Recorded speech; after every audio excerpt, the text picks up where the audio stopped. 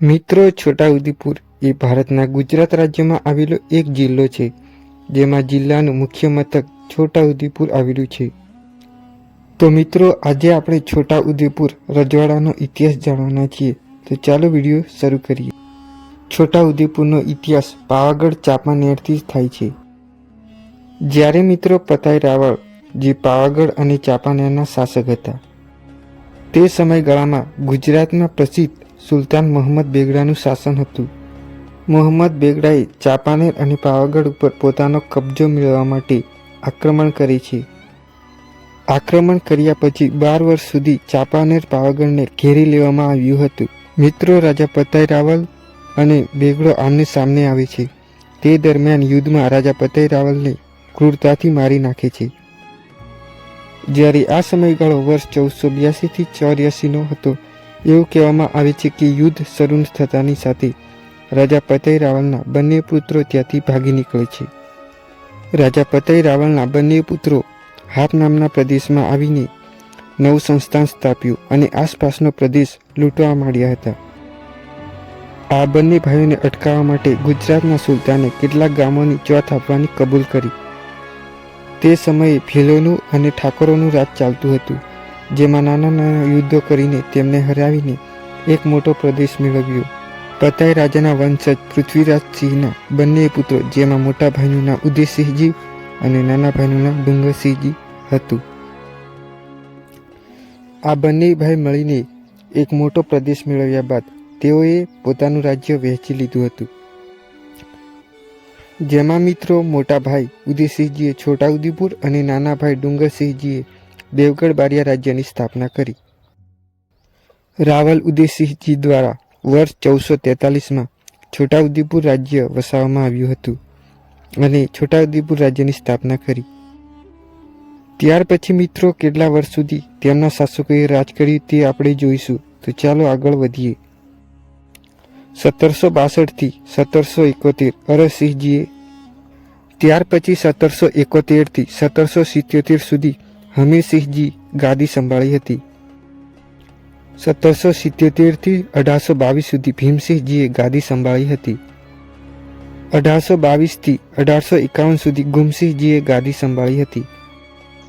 મિત્રો, 1851માં જીતસિંહને રાજા તરીકે સ્વીકારવામાં આવે છે. જીતસિંહના સમયગાળામાં 1857ના યુદ્ધ દરમિયાન તાત્યા ટોપેના બહાદુરીપૂર્વક પ્રતિકાર કર્યો. નગરની આગળ પડાવ નાખ્યો હતો. જનરલ પાર્કનો પરાજય થયો. 1881માં જીતસિંહજીનું મૃત્યુ થાય છે. ત્યાર પછી 1881 થી 1895 દરમિયાન મોતીસિંહજી ગાદી સંભાળી હતી. 1895 થી 1923 સુધી ફતેહસિંહજીએ ગાદી સંભાળી હતી. 1923 થી 1946 સુધી નટવરસિંહજીએ ગાદી સંભાળી હતી. 1946 થી 1948 સુધી વિરેન્દ્રસિંહજીએ ગાદી સંભાળી. મિત્રો, હવે બધાના મનમાં એક પ્રશ્ન ઉઠતો હશે કે વિરેન્દ્રસિંહજીએ 2 વર્ષ માટે કેમ ગાદી સંભાળી 1946 થી 1948. તો ચાલો આગળ જાણીએ શું થયું ત્યાર પછી.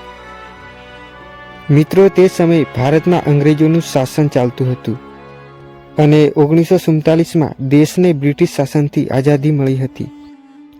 આઝાદી મળ્યાના થોડા વર્ષોમાં તમામ નાના રજવાડાઓ અને રાજાઓ આઝાદ થયા હતા અને તેમની સત્તા છીનવી લેવામાં આવી હતી. આ પરિવર્તન પ્રક્રિયામાં છોટાઉદેપુરને બોમ્બે સ્ટેટમાં ફેરવી દેવામાં આવ્યું હતું. ત્યાંથી મિત્રો રાજાશાહીનો અંત થાય છે, પરંતુ લોકોના હૃદયમાં તેમના વંશજોને રાજા તરીકે હાલમાં પણ માન સન્માન મળતું રહ્યું છે. આજના સમયમાં વર્ષ 2025માં જયપ્રતાપસિંહજી સાહેબ છોટાઉદેપુરના રાજા તરીકે નિયુક્ત છે. છોટાઉદેપુર રાજ્યનું એક ચલણ પણ હતું, તે સમયે બહાર પાડવામાં આવ્યું હતું. તે તમે જોઈ શકો છો, તે સમયના ચલણી સિક્કા છે. હવે વાત કરીએ રજવાડાઓના સમયની મહેલોની. કુસુમવિલાસ પેલેસ, જેને વર્ષ 1920માં શાહી પરિવાર નિવાસસ્થાન માટે બનાવવામાં આવ્યો હતો, ભારત દેશ આઝાદ થયા પછી ગુજરાત પ્રવાસન સ્થળ તરીકે વિકસાવવામાં આવ્યો છે. કુસુમવિલાસ પેલેસની બાજુમાં આવેલો પ્રેમ ભવન તે આજના સમયમાં હેરિટેજ હોટલ છે. કાલિની કેતન 19મી સદીમાં તેનું નિર્માણ કરવામાં આવ્યું હતું. છોટાઉદેપુર દેવગઢ બારિયાથી 50 કિલોમીટર, દાહોદથી 90 કિલોમીટર, વડોદરાથી 107 કિલોમીટર, અમદાવાદથી 215 કિલોમીટરના અંતરે આવેલું છે. તો મિત્રો, છોટાઉદેપુરનો ઇતિહાસ તમને પસંદ આવે તો વિડીયોને લાઈક જરૂર કરો અને આવા જ વિડીયો જોવા માટે ચેનલને સબસ્ક્રાઈબ કરો અને તમારા મિત્રોને પણ જરૂર શેર કરજો છોટાઉદેપુરનો ઇતિહાસ. ધન્યવાદ.